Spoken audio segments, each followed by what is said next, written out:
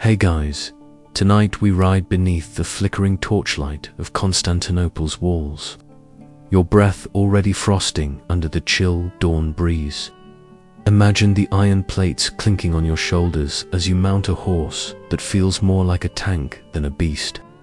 You're about to charge, shoulder to shoulder, with the Cataphracts, those legendary Byzantine cavalrymen who turned themselves into living battering rams.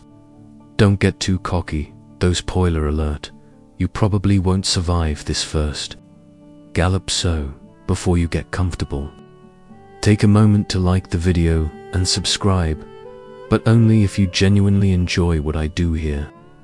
And hey, let me know where you're listening from and what time it is. I love seeing how far this sleepy little campfire stretches. Now, dim the lights, maybe turn on a fan for that soft background hum, and let's ease into tonight's journey. Together, you shift in the saddle, the iron scales on your coat brushing cold against your thighs. Your warhorse stamps the frozen ground. Ahead, the commander lifts his lancier signal to ready your own. 100 cataphracts beside you lower their visors, so heavily plated they look like human tanks.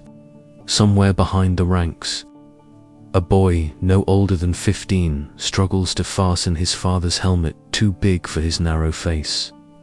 Historians still argue whether boys this young really rode in the cataphract ranks. But in this moonlit moment, you see him trembling beside you. The enemy camp lies sprawled on the plain below, banners flickering by the watchfires, sleepy sentries kicking at calls. Your breath clouds up your visor, warm and sour. Under the armor, you wear silk silk. The Byzantines believed the smooth fabric helped arrows glance off, a tiny bit of luxury stitched into cold steel.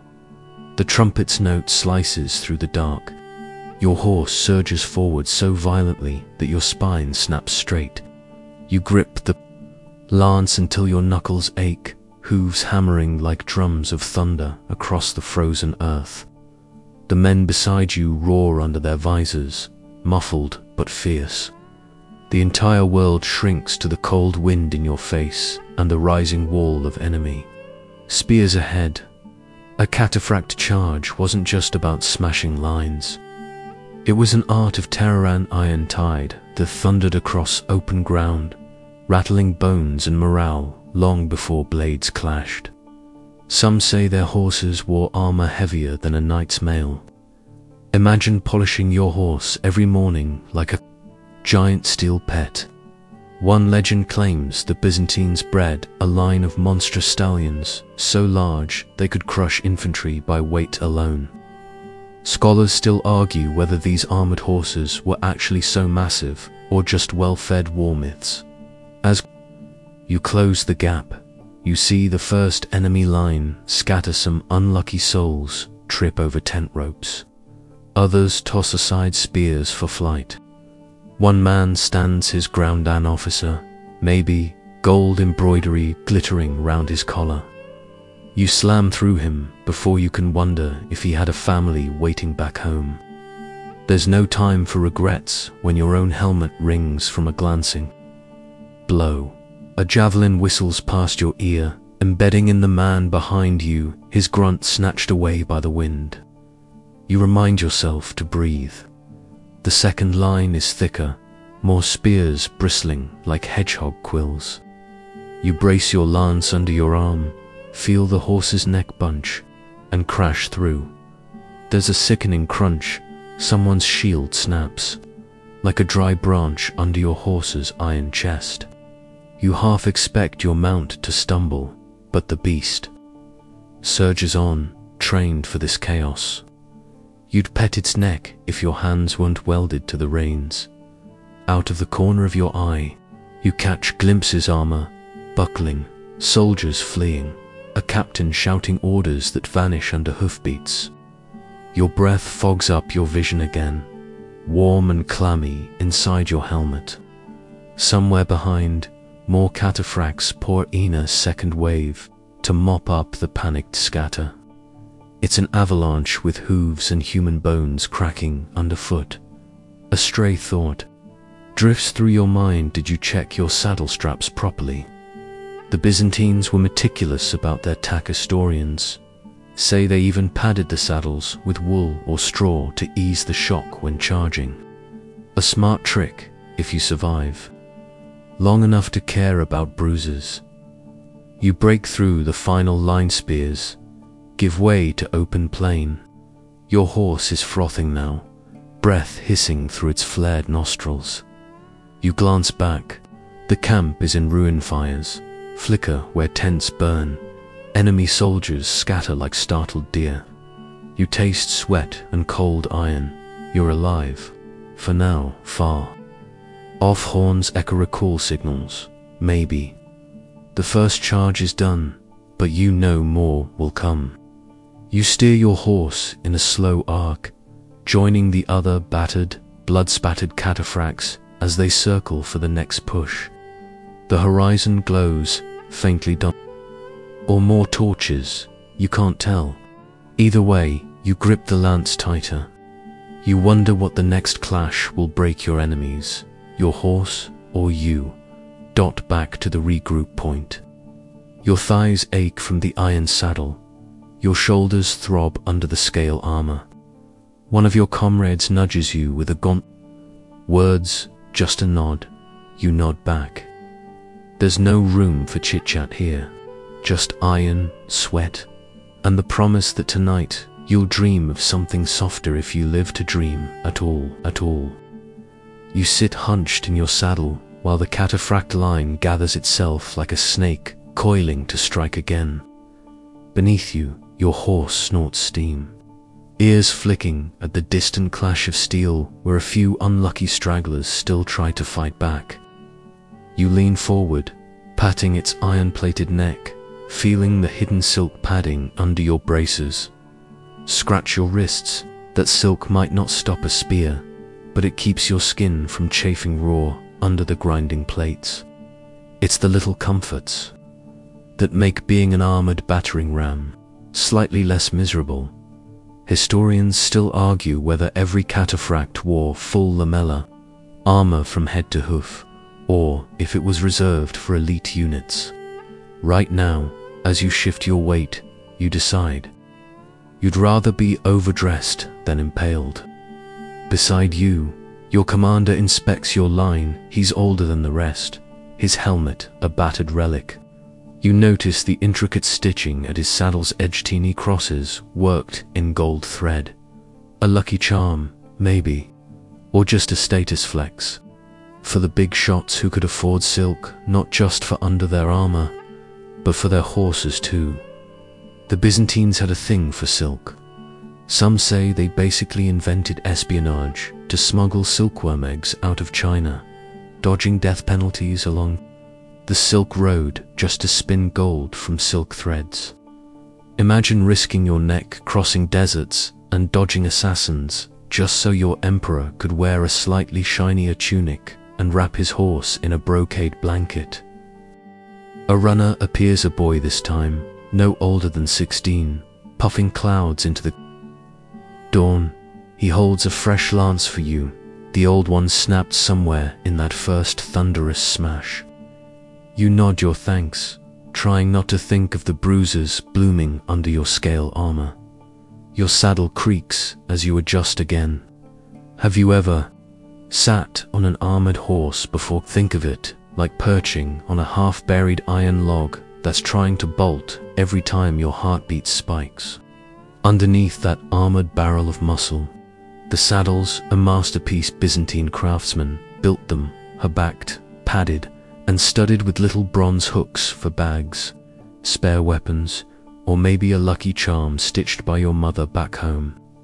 One Byzantine general even wrote about padding the saddle with sheep's wool soaked in vinegar to keep it soft and clean. Historians still argue whether that's true or just battlefield gossip, but your behind is grateful either way. Your line edges forward, hooves stirring the churned mud. The camp ahead is mostly broken now, pockets of enemy archers flitting between smoking tents. Your commander raises a mailed fist, signaling a slow advance. This isn't the thunderous charge, this is the grim mopping up the slog. You lean low in the saddle, your silk-lined bracers squeaking faintly as you adjust your reins. A shaft rattles off your shoulder plate, an arrow fired half-heartedly from behind a crate. You wheel your horse toward the cowardly archer just in time to see him dart away. You don't chase, not yet. The unit flows forward, iron rippling through the haze of campfire smoke. You catch a scent, something sweet, odd among the stink of sweat, burning canvas, and singed horsehair. You catch a whiff of frankincense drifting from a smashed crate. The Byzantines loved luxury good spices, silk, precious oils. Some soldiers even rubbed scented oils into their under-armor linen to keep the rust away and the stench bearable. Not that you smell too sweet, no more like a forge mixed with horse sweat and stale wine. A clash ahead. You steer your horse left where 2 foot soldiers, desperate as cornered rats, swing short swords at one of your brothers in arms. You lower your lance out of habit, but the space is too tight for a full charge. Instead, you push forward your horse's shoulder, bowling the first man aside.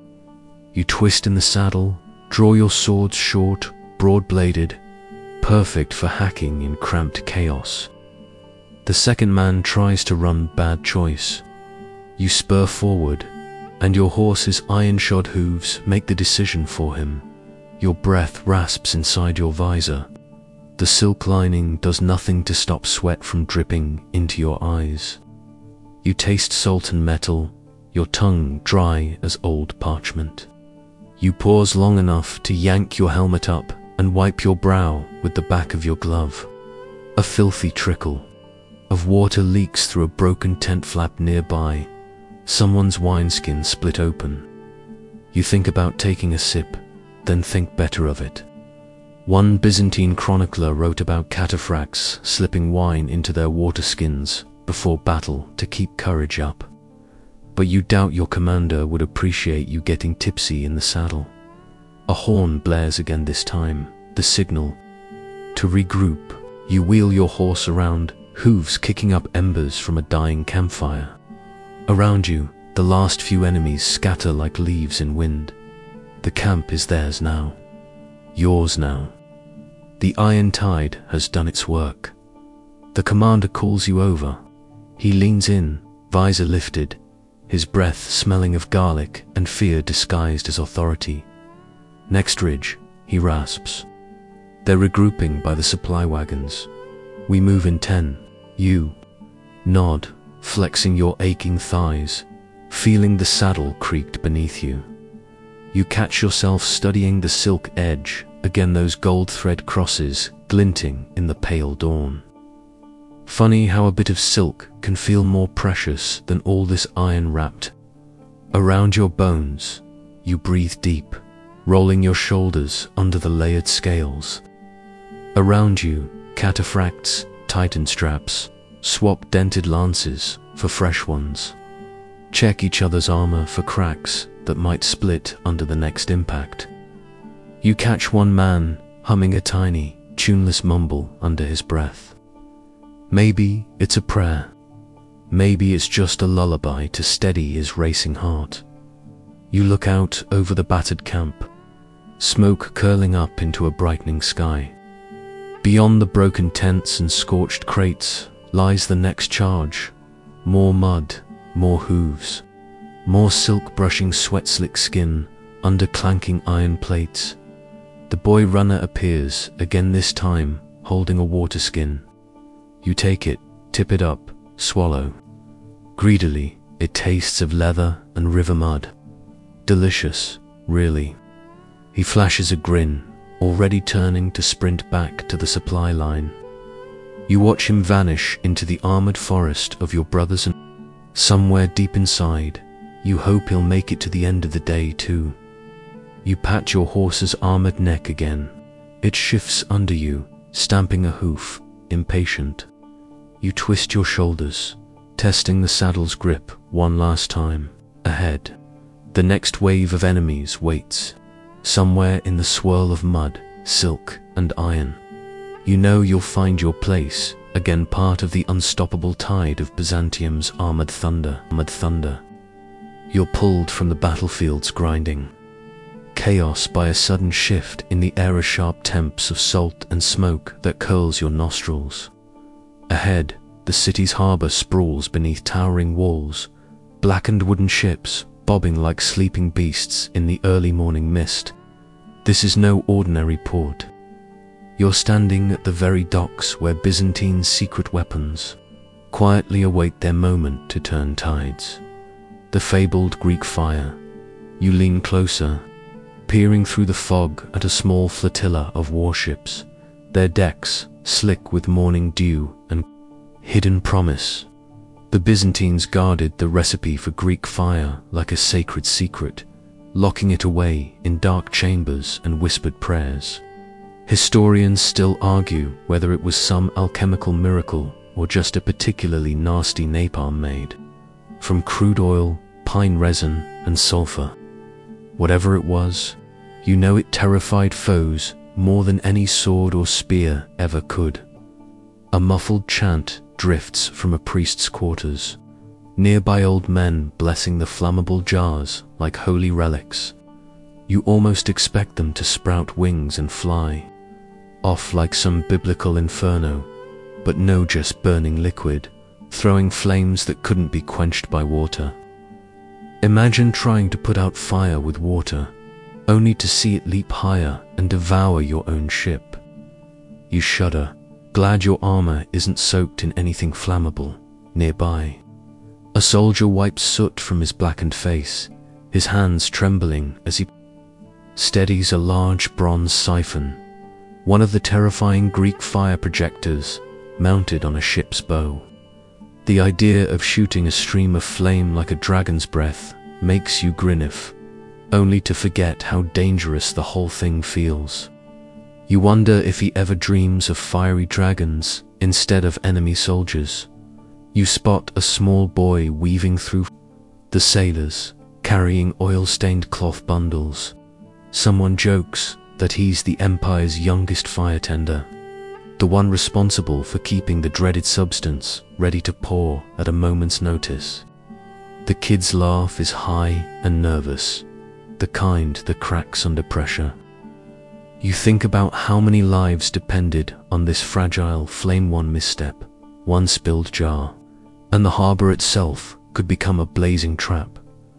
The Byzantines had a reputation for combining brutal efficiency with subtle trickery. Greek fire was more than just a weapon, it was psychological warfare. Enemies heard the hissing roar of flame and fled before the first arrow flew. Some tales tell of enemy sailors abandoning their posts in terror, convinced they were fighting demons. Scholars still argue how much of this was propaganda and how much was actual superstition that spread through frightened ranks. As you walk along the docks, you notice the distinctive smell of pitch and pine. The air is thick and sticky, like walking through a forest after rain, except with a sharp bite of burning resin lurking somewhere out of sight. You imagine the chaos when Greek fire erupted, flames licking across decks, wooden hulls exploding, sailors screaming in terror and agony. Behind you, a monk quietly crosses himself, murmuring prayers to saints who, one hopes, liked fire a little less than the emperors did. You glance at him and try to stifle a smile. His habit is singed at the cuff, and his face is smeared with soot, like he's been wrestling with the very flames themselves. The docks creak and groan as warships shift against their moorings. Imagine them sliding into battle, Greek fire ready to unleash a hellish torrent that no water could drown. You feel the weight of history settling on your shoulders, heavier than any armor. The sun peeks over the horizon, casting long shadows. On the harbor's black waters, somewhere in the city, the bells toll for morning prayers. The fire waits, silent and deadly, ready to roar when the moment calls. You breathe deeply and wonder if, someday, you might see it unleashed in all its terrible glory, or if the very thought is enough to keep enemies at bay. A faint breeze carries the smell of burning pine and salt. You close your eyes for a moment and imagine the flames swirling in the dark, casting eerie light on faces frozen with fear. The city's fate, it seems, was always balanced on this secret fire, deadly mysterious and almost alive. The rising sun casts a soft glow over the mighty walls of Theodosius, their immense stone blocks stretching like the backbone of the empire itself. You stand beneath the triple fortifications, each layer a testament to Byzantine engineering and stubbornness, physical and psychological barrier no enemy has yet managed to breach for centuries. You can almost hear the faint whisper of ancient stones, telling stories of sieges, secrets, and silent sentinels watching over the city. Walking along the top battlements, the cold wind nips at your cheeks, carrying the faint scent of sea salt, mixed with dust and old mortar.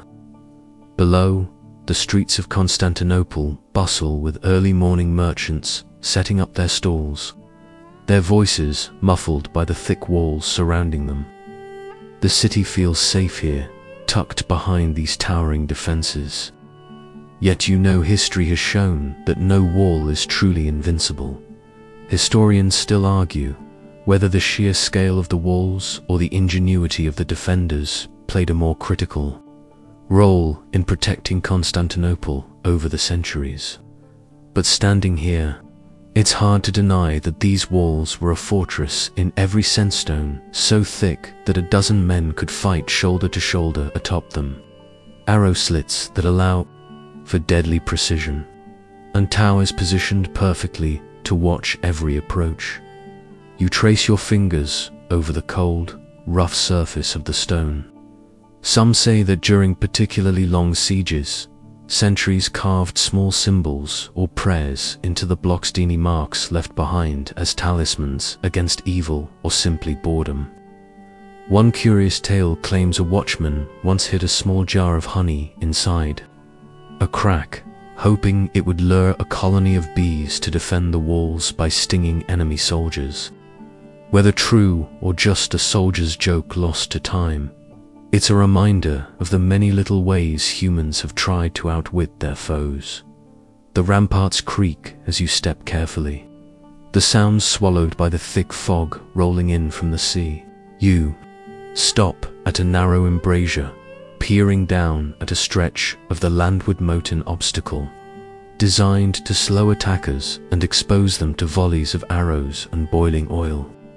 You imagine a horde of invaders slogging through that muddy ditch, slipping and flailing as defenders rained down arrows and stones. Near one of the massive gates, you spot a small plaque carved centuries ago, bearing the image of Emperor Theodosius II, who commissioned these walls in the 5th century. You wonder if he ever imagined how long his legacy would stand, how many wars it would witness, or if he simply hoped it would keep the city safe long enough for his people to sleep peacefully. Your boots crunch on loose gravel as you walk toward a nearby tower. Inside, the scent of old wood and stale air greets you. You climb a narrow spiral staircase, passing faded murals of saints and soldiers, their faces serene despite the chaos they've surely witnessed. At the top, the view stretches for miles. The city sprawls beneath you. The sea glimmers beyond, and distant hills roll softly in the morning haze. You lean against the battlement and listen closely, half expecting to hear the whispers of past defenders. There's a calm here, a quiet vigilance that has endured through centuries of sieges, betrayals, and invasions. It's a place where history isn't just remembered, lingers like a slow-burning candle in the dark dot. As you step down and prepare to leave, you catch sight of a small, weathered inscription near the gate. It's in Greek, roughly translating to silent walls, loud memories. Somehow, that feels fitting. These walls may not speak, but they carry the weight of countless lives, struggles, and dreams. You take a deep breath, the cool air filling your lungs, and let yourself imagine the many nights when torchlight flickered along these stones, when watchmen stood guard through storm and siege, and when the fate of an empire rested on the strength of these silent, steadfast walls. You crouch low, dirt crumbling beneath your fingers as you slip into the shadowed underworld beneath Constantinople's mighty walls. The air here is cooler, damp with the scent of earth and forgotten secrets. Around you, the rumble of footsteps. Above fades into a distant murmur, replaced by the steady drip of water echoing through narrow tunnels carved by desperate hands. These are the siege. Tunnels, dark veins, dug by sappers and miners in a deadly game of cat and mouse.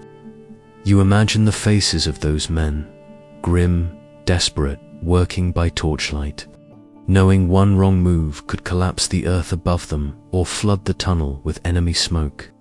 Historians still argue how often these tunnels actually turned the tide of sieges, but their very existence haunts every stone of the walls. As you inch forward, your fingers brush against rough stone walls, scarred by pickaxes and crude chisels. Somewhere, a faint breeze carries whispers, whether of air or enemy messages. You can't tell. Legend tells of moles, expert tunnelers, who would dig beneath enemy lines to set fires or collapse walls from below. Some say they used primitive explosives made from sulfur and pitch. Early experiments in siege warfare that terrified defenders and attackers alike. The tunnel twists sharply, forcing you to crouch lower. Your breath fogs the stale air, mingling with the smell of damp, moss, and ancient clay. You tap the wall, listening for hollow echoes that might reveal secret chambers or enemy traps. There's a tension here, a sense that the ground beneath you is as much a battlefield as the open plains above. Suddenly, the tunnel opens into a small chamber, perhaps a supply cache or a hidden refuge for the sappers. Crates lie broken, spilling. Rusty nails, bits of rope, and shards of pottery. A broken oil lamp smolders faintly, its wick still warm from recent use. You wonder if the men who last used this space left in haste or simply vanished into the dark. A rat scurries past, eyes gleaming, its tiny claws scratching the stone floor. You smile at the thought that even in the darkest corners of an empire, life finds a way to cling on. Nearby, a faint scratch marks a wall, possibly a tally, or a desperate plea carved by a trapped soul. Scholars still debate whether these marks were messages, warnings, or simply the boredom of men waiting in the dark. You press on, your hands tracing the cool stone, feeling the weight of history in the silence. Above, you imagine enemy forces pounding the walls, unaware of the silent battle beneath their feet. The city's fate balanced on whispers in the dark, the slow digging of hands willing to risk everything to undermine the mighty fortress as you emerge from the tunnel near a tower foundation. Fresh air rushes in like a blessing. The sunlight hits your face, warm and sharp after the damp chill underground. You look back at the stones above, feeling a shiver of respect for the invisible struggle beneath those silent walls. You pause for a moment, heart still pounding, and wonder what other secrets lie buried beneath the empire's stone stories lost to time. Hidden beneath the roar of battle and the cries of victory, For now, you carry this memory with you, a reminder that not all wars are fought under the sun. You slip quietly through the gilded halls of the great palace, the air heavy with incense and whispered secrets. Velvet cushions press softly under your fingers as you slide a little closer to the heart of Byzantine power, where emperors and eunuchs alike wove webs of influence thicker than the silks that drape the walls. You can almost hear the faint rustle of silk gowns and the clink of jeweled rings. The murmur of pillow talk that shaped the fate of empires. EUNUCHS-yes. Those courtly figures, often whispered about in hushed tones, held surprisingly powerful roles here. Historians still argue how much real political clout they wielded, but many emperors trusted them more than their generals or even their own families. They served as confidants, chamberlains, and sometimes ruthless gatekeepers who controlled access to the throne. Imagine a palace where men who'd lost much more than their pride became some of the most feared players in the game. You follow a shadowy figure slipping past, marble columns toward a secluded chamber. The heavy door creaks shut, muffling the sound of laughter and low voices inside. A eunuch, dressed in embroidered silk robes that shimmer like liquid moonlight, gestures discreetly to a nearby throne. You realize you're witnessing a private meeting court, intrigue wrapped in layers of silk. Secrets whispered like prayers. In the center, the emperor reclines on cushions, his expression unreadable beneath a crown heavy with gems. The eunuch leans forward, voice low but urgent. They speak of alliances, betrayals, and delicate negotiations that could turn armies into dust or raise new legions overnight. You almost expect a knife to glint in the candlelight. But the only sharp thing here is their cunning. There's a story, probably exaggerated, but still telling, of a eunuch who outmaneuvered generals and nobles alike, manipulating palace politics so skillfully that he practically ruled the empire from behind the curtains. Scholars debate how much truth there is to this legend, but it highlights how Byzantine power often lay in the shadows, not the battlefield. You can't help but chuckle softly at the thought of palace intrigue being more dangerous than the clash of swords outside. After all, sometimes the deadliest weapons are whispered secrets and silk-wrapped promises. As you step back through the corridors, the scent of jasmine lingers, mingling with faint traces of old incense. The palace feels alive with the ghosts of those who walked these halls before eunuchs, emperors, and courtiers whose ambitions shaped the course of history long after their names faded. You pause at a window, looking out over the city's bustling streets outside. The empire moves forward, but inside these walls, power shifts like shadows, silent, unpredictable, and utterly captivating. You find yourself amid the roaring chaos of the hippodrome, where the air thrums with the fever of the chariot races. The scent of roasted chestnuts and spilled wine mingles with the sharp tangs of sweat and horse. Around you, thousands of voices rise and fall like waves, chanting for their favored factions, the greens and the blues colors, more than teams, but fierce political movements that shaped Constantinople's heartbeat. You press closer to the track's edge, feeling the ground tremble as chariots thunder past, horses' hooves pounding like war drums. The charioteers lean low, muscles taut, eyes blazing with the single-minded focus of men risking life and limb for glory and often survival. Historians still argue how much influence these factions held beyond the races some say they were simply entertainment. Others believe they wielded real power over emperors and policies. The race crashes into a frenzy as a chariot spins out of control. Tossing a driver onto the dust-streaked arena, the crowd gasps, then roars a mixture of outrage and excitement. You watch as faction members leap to defend their champion, turning sport into street battle.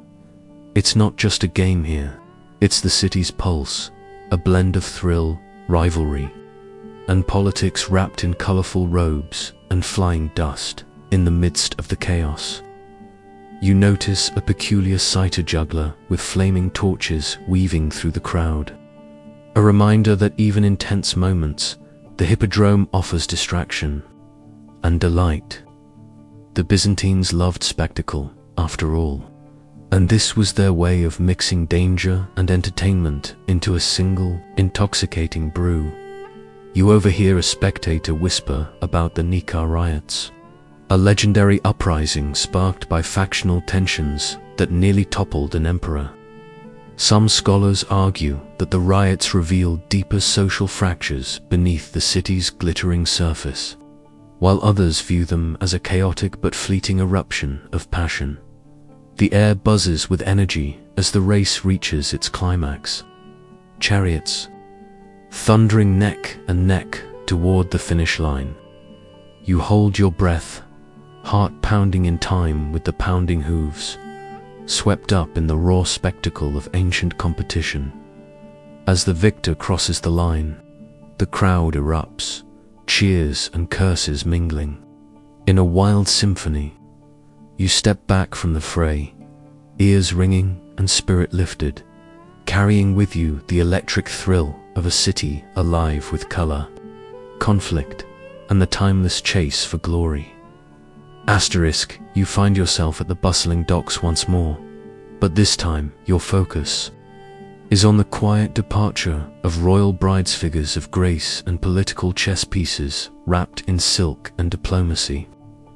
The sea breeze flutters their veils as they prepare to journey far from home, sent as living symbols of peace or alliances between rival kingdoms. Their stories are whispers among courtiers, but carried like precious cargo across oceans. You watch a procession of noble women stepping aboard sleek galleys, their faces calm masks hiding a swirl of hope, fear, and duty. Historians still argue how much these arranged marriages truly secured peace or simply delayed inevitable conflicts. But in this moment, you see the human side, young women poised on the edge of unknown futures, their lives entwined with the fate of empires. One bride clutches a small embroidered pouch, her trousseau, or perhaps a charm against loneliness. Byzantine custom held that these gifts carried messages, blessings, or even coded secrets. Some tales tell of brides sending hidden letters sewn into their garments, whispering warnings or love letters across hostile lands. Whether truth or legend, it adds a layer of intrigue to the silk and gold. Nearby, sailors busy themselves with ropes and sails, exchanging quiet jokes about the peace brides who bring more drama than diplomacy. You smile at the thought that even in empire building, human stories weave through grand strategies like golden threads. The sea glistens under the rising sun as the ships slip away, carrying their precious passengers toward distant shores. You imagine the mix of excitement and dread swelling inside those veiled faces, the hopes tied to every knot in the rigging. Back on the quay, a merchant sells sweet-spiced wine, and the scent drifts through the morning air, a reminder that life, with all its complexities, continues beyond politics and power plays. You breathe deeply, savoring the moment before the waves swallow the ships and their secrets.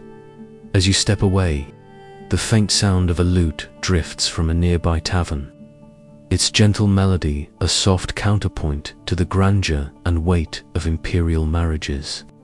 You think of the bride's journeys ahead, silent, powerful, and woven into the fabric of a world where empires rise and fall on the delicate balance of silk and steel. Asterisk, you slip quietly into the dimly lit chapel, the air thick with incense and the soft murmur of prayers. Flickering candlelight casts long shadows on ancient stone walls, illuminating small relics enshrined behind glass fragments of wood, bone, and cloth, each one whispered to hold miraculous power. You feel a calm settle over you, as if the very atmosphere is charged with a sacred promise, holding a worn rosary between your fingers. You listen to the rhythmic chant of monks offering prayers for victory and protection. The Byzantines believed these holy relics could turn the tide of battle, providing divine favor that no sword or shield could match. Historians still debate how much faith shaped military decisions, but it's clear these relics were as vital to morale as the sharpest spear. You lean closer to a reliquary rumored to hold a fragment of the true cross. The glass is smudged, the wood faintly glowing in the candlelight. A friar nearby whispers legends of how armies carrying this relic marched into battle with courage that seemed unbreakable. You can't help but wonder how much of this courage came from belief, and how much from the shared sense of purpose that relic inspired. Around you, visitors clutch small crosses and whisper silent prayers, their faces serene yet charged with hope. The Byzantines were masters of blending faith with politics, often parading relics through the streets to rally the populace or intimidate foes. Some scholars argue this was pure propaganda, others see it as genuine spiritual strength. You notice a small altar where pilgrims leave offerings, candles, and flowers. One elderly woman gently touches a fragment of cloth, her eyes closed in silent reverence. You sense the deep human need to connect with something larger, especially in times of war and uncertainty. As you rise to leave, the scent of incense lingers, mingling with a faint trace of myrrh and aged parchment.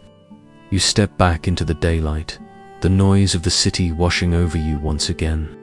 Yet, part of you remains wrapped in that quiet chapel, where faith flickers softly amid the storm of empire. Asterisk, you find yourself standing beside the imposing figures of the Varangian Guard, their axes gleaming in the muted sunlight filtering through the city's high walls. These are no ordinary soldiers, foreigners from distant northern lands, sworn to protect the Byzantine Emperor with fierce loyalty and unmatched skill. Their armor is a patchwork of chainmail and leather, worn from countless battles yet gleaming with a proud, rugged defiance. The air hums with the low murmur of their guttural tongues and the sharp clang of weapons being readied. You feel the weight of their presence, a living testament to the empire's reach and its willingness to embrace the strength of strangers. Historians still debate whether the Varangians were more than just elite guards. Some say they were the empire's secret weapon, their fearsome reputation enough to keep even rebellious nobles in check. You watch as one of the guards hefts a massive two-handed axe, its blade nicked but deadly sharp. The sheer size of the weapon is intimidating, yet the man wields it with surprising grace. Stories tell of Varangians charging into battle like wolves, their axes swinging wide to clear a path for the emperor. You imagine the roar of those charges, the clash of steel, and the unwavering discipline that kept chaos at bay. Nearby, a young recruit sharpens his axe with meticulous care, occasionally glancing at the emperor's palace through the gate. You wonder about his journey, a far-off land, long voyages, and finally this strange city of gold and marble.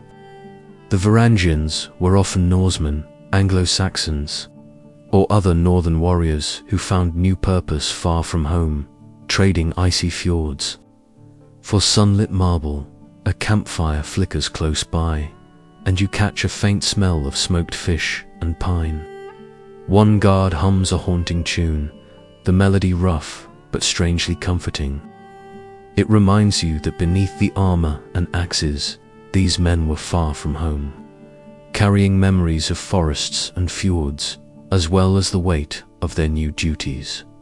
You recall tales of Varangians who saved emperors' lives, standing as an unbreakable shield in moments of crisis.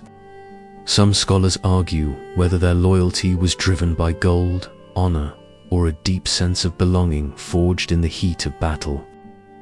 Whatever the reason, their legend is woven tightly into Byzantium's story. As you step back, the Varangians tighten, formation, their eyes scanning the horizon.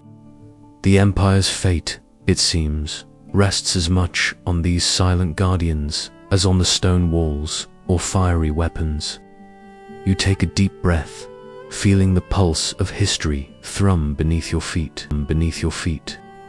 You navigate through the bustling market streets of Constantinople, the air thick with the scents of exotic spices, freshly baked bread, and the faint tints of salt from the nearby sea. Merchants shout in a dozen tongues, their colorful stalls bursting with silk scarves, fragrant oils, and peculiar trinkets from distant lands.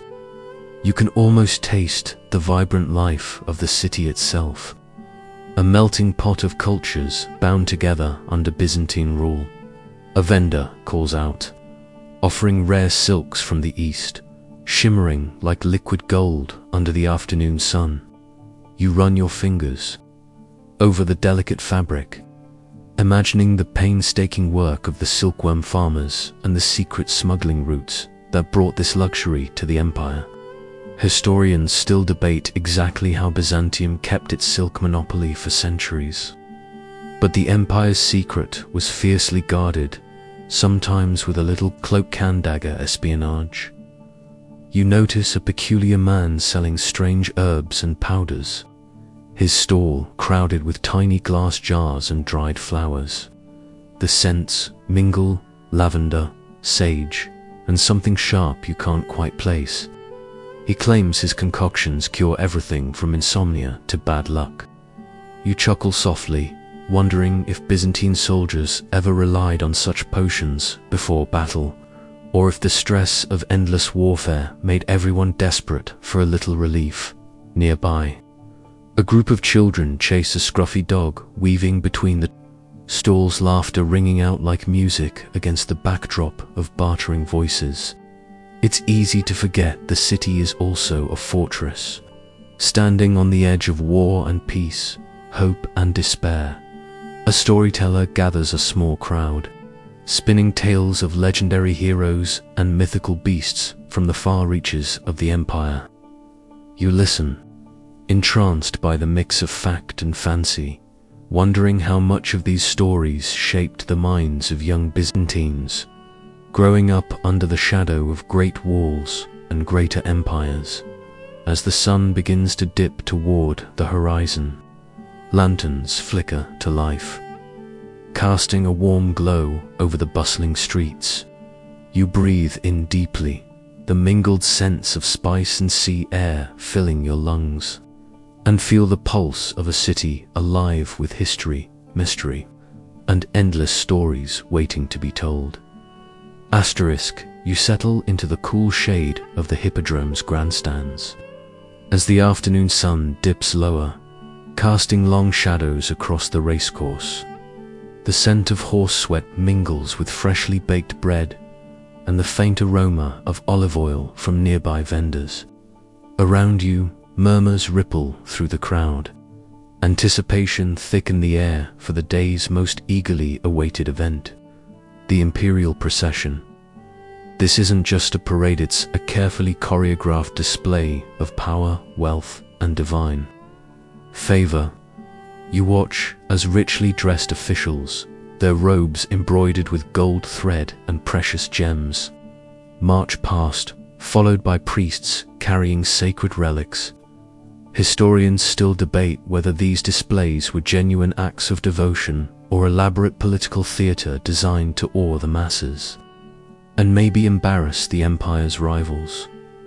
You notice a troop of cataphracts moving in formation, their armor gleaming even in the fading light. Their horses snort softly, hooves ringing against the marble steps as they step in time with the music. It's a reminder that behind all this pageantry lies a fierce military machine, ready to defend the empire. At a moment's notice, nearby, a juggler tosses brightly colored balls into the air, eliciting chuckles from children seated on their parents' laps. The Byzantines appreciated such simple joys, even in the shadow of war and politics. You think about how this mix of spectacle and seriousness gave the city its unique rhythm, a heartbeat that kept the empire alive. As the procession wins its way through the city, you catch sight of the emperor himself, resplendent in purple and gold, his face calm but commanding. The crowd bows in unison, voices raised in reverent cheers. You feel the weight of centuries pressing down, the hope and fear wrapped into every gesture and chant. The sun finally dips below the horizon, and the city is bathed in twilight. Lanterns flicker to life, and the air cools, carrying the faint scent of jasmine and cedar. You sit back, letting the sounds and sights wash over you, comforted by the knowledge that here, in this blend of glory and grit, history marches on.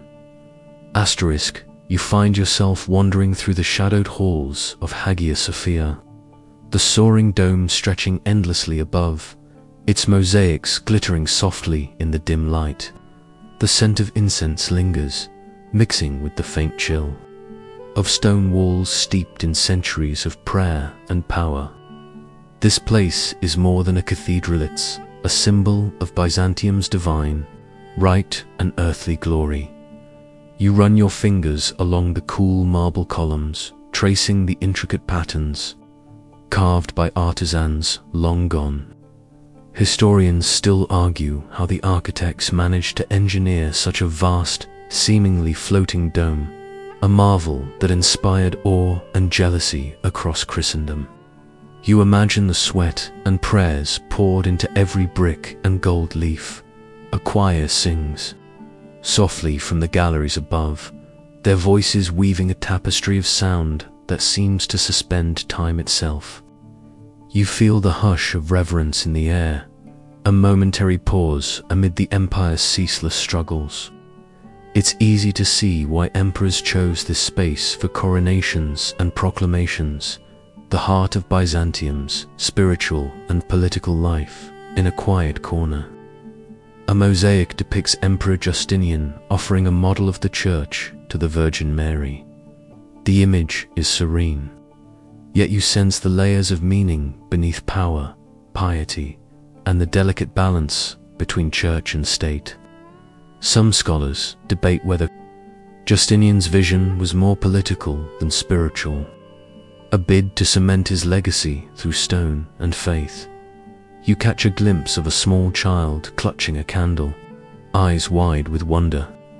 The Byzantines believed that light was a bridge between heaven and earth, a symbol of divine presence. It's a comforting thought as you step back, the choir's final notes lingering like a gentle promise as you exit into the fading daylight. The grandeur of Hagia Sophia stays with you, a beacon of faith, art, and the enduring spirit of an empire that refused to fade quietly into history.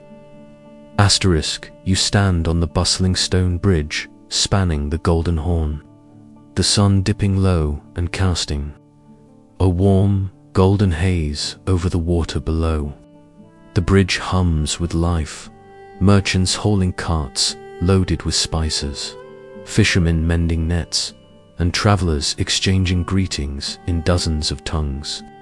The smell of fresh bread mingles with the salty breeze and the steady clatter of hooves on cobblestones keeps a gentle rhythm beneath your feet.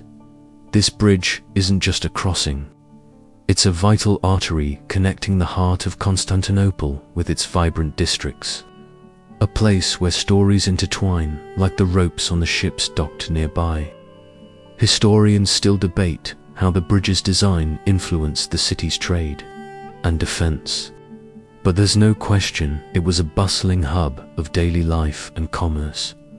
You pause to watch a group of street performers, acrobats, twisting through the air, their colorful costumes catching the last rays of sunlight. Nearby, a vendor sells sweet figs and spiced nuts, their fragrances weaving through the chatter and laughter. Even amid the empire's great struggles, moments like these remind you that life goes on, full of simple pleasures and unexpected joys. Looking out over the water, you spot a small fleet of fishing boats silhouetted against the fiery sky, their sails fluttering like flags of resilience. You think about the countless souls who relied on these waters for sustenance and livelihood, their lives quietly sustaining the grand empire. As twilight deepens, lanterns along the bridge flicker to life, casting a warm glow over stone and sea. Alike, you take a deep breath, feeling the pulse of a city alive with history, trade, and dreams. With the distant sound of church bells and the soft murmur of waves, you prepare to move on, carrying the bridge's stories with you, tales of connection, commerce, and the enduring spirit of Byzantium. You follow the narrow, winding streets of Constantinople's ancient quarters, the fading light casting long, soft shadows across crumbling stone and weathered doorways. The air smells faintly of fresh bread mingled with the earthy scent of wet cobblestones, and somewhere nearby, the distant toll of a church bell echoes through the quiet evening. Here, history breathes softly beneath your footsteps, a gentle rhythm guiding you through layers of time. You pause at a small tavern where an old man recounts tales of empire and exile to a handful of eager listeners. His voice is low and steady, weaving stories of emperors who ruled with both wisdom and folly, of battles won by cunning rather than brute force. Historians still argue about the true character of some of these rulers, but their legacies linger like ghosts in the city's stones. A stray cat brushes past your ankle, its fur warm and soft against your skin, a tiny companion on this twilight walk. You smile, thinking how even in an empire of grandeur and intrigue, it's these small, quiet moments that stitch together the fabric of daily life. Further along, you glimpse the flicker of candlelight through a window where a family gathers around a simple meal, laughter and warmth spilling into the street.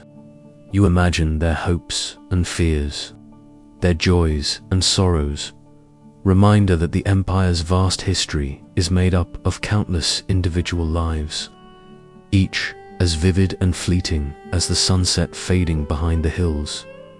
As night deepens, the city's noises soften to a gentle lullaby, the distant call to prayer, the soft rustle of leaves, the steady murmur of the Bosporus below. You breathe deeply, letting the calm wash over you, feeling the steady pulse of a city that has endured wars, betrayals, and rebirths. With a final glance at the shimmering lights reflecting on the water, you sense the end of your journey approaching. The Byzantine Empire, with all its secrets and splendor, settles softly into the quiet night, inviting you to rest and dream of empires yet to come. Now, dim the lights, maybe turn on a fan for that soft background hum, and let's ease into tonight's journey together. As you sink deeper into your pillow, the bustling streets of Constantinople fade gently into a soft, quiet hum.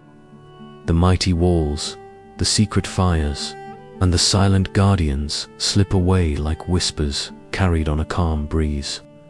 You feel the cool stone under your fingertips, the distant echo of a horse's hoof, and the flicker of candlelight dancing in the twilight, weaving together into a lullaby sung by history itself. Let the weight of centuries settle softly on your chest, A reminder that even the grandest empires find their peace in moments like this. Your breath slows, matching the steady rhythm of waves gently lapping against ancient shores, carrying stories of courage, cunning, and quiet resilience. In this peaceful twilight, remember that every stone, every shadow, and every whispered secret holds a part of you, a shared dream of worlds long past, but never truly gone. Rest now, carried by the soft, steady pulse of an empire's heartbeat, and let your dreams unfold in the gentle glow of Byzantium's enduring light. Sweet dreams.